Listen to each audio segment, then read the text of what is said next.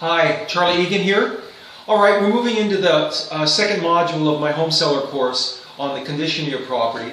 And it's the five steps to identifying and improving your home's condition.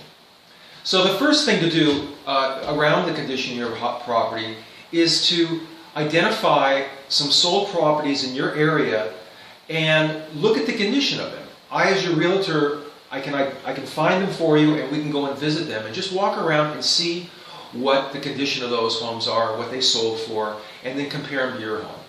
And it'll give you a good idea of what things to perhaps fix or not fix to get an idea of what you're going to sell your home for. Because, as I said before, buyers are extremely knowledgeable. They've done their homework, and they know what property values are in the area.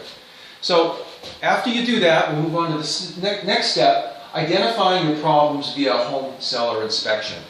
So then I have several home inspectors that I use, or you could just Google one on in your area and have the fellow come over and do a home inspection of your property. And he's going to come up with maybe some big things, maybe some little things, but the little things and the no-cost things, I suggest that those be done immediately.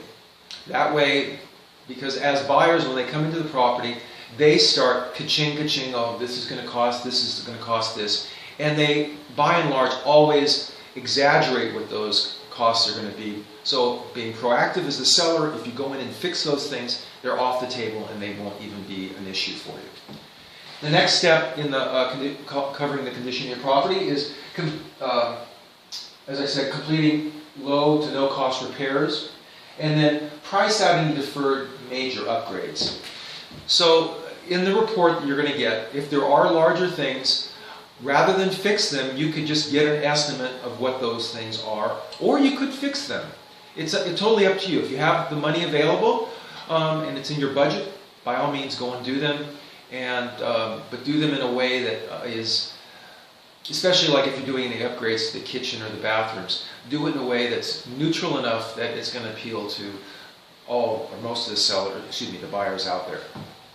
And if you don't do any of the work, then just get some estimates. And I have contractors available that I can bring over to the property and give you estimates on what they are.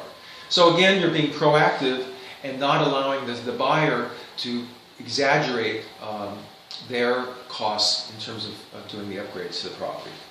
Then the last point of all this is to professionally deep clean inside and out your property.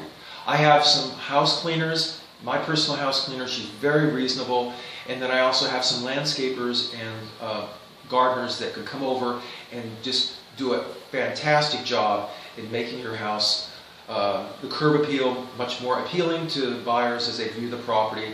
And there's nothing like just walking into a home and smelling just how clean things are. That way, in their mind, the buyer's mind, they can almost imagine moving into the property the way it is, and which makes the sale of the property go much more smoothly. Okay? Alright, again, Charlie Egan here. I'm here to help. We are moving on to the next module, which will be staging.